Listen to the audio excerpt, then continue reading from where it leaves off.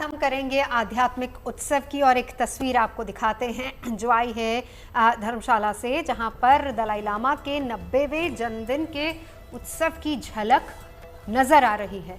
6 जुलाई को दलाई लामा का जन्मदिन मनाया जाएगा, जिसकी धर्मशाला में तैयारियां चल रही हैं और माना जा रहा है कि इसी दिन या फिर इससे पहले ही तिब्बती धर्मगुरु दलाई लामा के नए नाम पर मुहर लग जाएगी।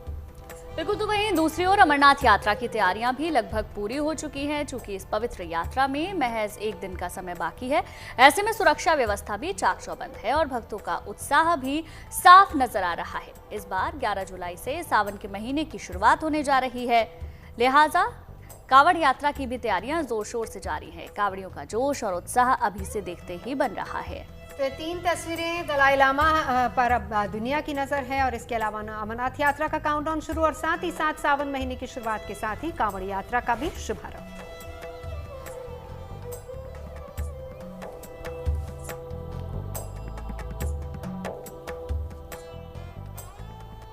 और चलिए अब आपको धर्मशाला में उत्सव के हम रंग दिखाते हैं। यहाँ पर दलाई लामा के 90वें जन्मदिन से पहले आस्था और भक्ति की बयार बह रही है। तिब्बती धर्म गुरुओं का यहाँ इन दिनों मेला लगा हुआ है। और देखिए, दलाई लामा का जन्मदिन इस बार खास इसलिए भी है क्योंकि माना जा रहा है कि जल्द ही नए दलाई लामा के नाम का भी ऐलान किया जा सकता है। देखिए हमारी एक खास रिपोर्ट।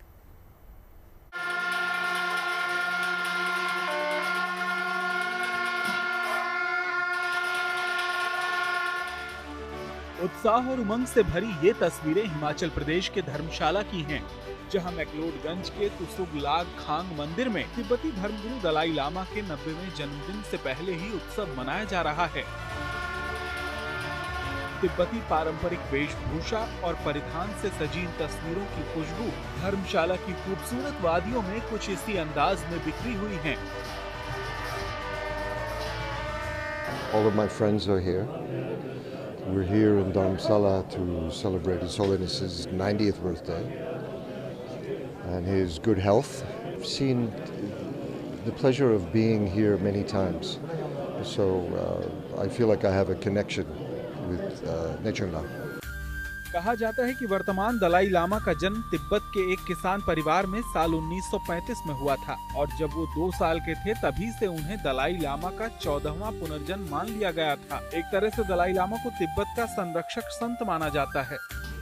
इन्हें करुणा का बोधिसत्व भी कहा जाता है। बौद्ध धर्म में बोधिसत्व का स्थान सबसे ऊपर माना जाता है और उनकी पूजा भी की जाती है। बौद्ध धर्म के मुताबिक बोधिसत्व लोगों के बीच रहकर उनकी तकलीफों को दूर करते हैं, उन्हें सत्य और ज्ञान का रास्ता दिखाते हैं। दलाई लामा का आध्यात्मिक के साथ साथ पॉलिटिकल महत्व भी होता है। तिब्बती परंपरा के अनुसार दलाई लामा के निधन के बाद उनका पुनर्जन्म होता है और फिर उनकी पहचान कर नए दलाई लामा के तौर पर उनके नाम का ऐलान किया जाता है। पहचान के लिए सबसे पहले पूर्ववर्ती दलाई लामा की चिट्ठी पढ़ी जाती है, जिसमें उन्होंने अपने अगले पुनर्जन्म को लेकर निर्देश लिखे होते हैं। इसके बाद ये देखा जाता है कि संभावित दलाई लामा को अपने पिछले जन्म की बातें याद हैं या नहीं, क्या वो उनकी चीजें पहचान सकते हैं। आध्यात्मिक गुरुओं के परीक्षण के बाद अगर सब कुछ मेल खाता है तो अगले दलाई लामा के नाम का ऐलान किया जाता है।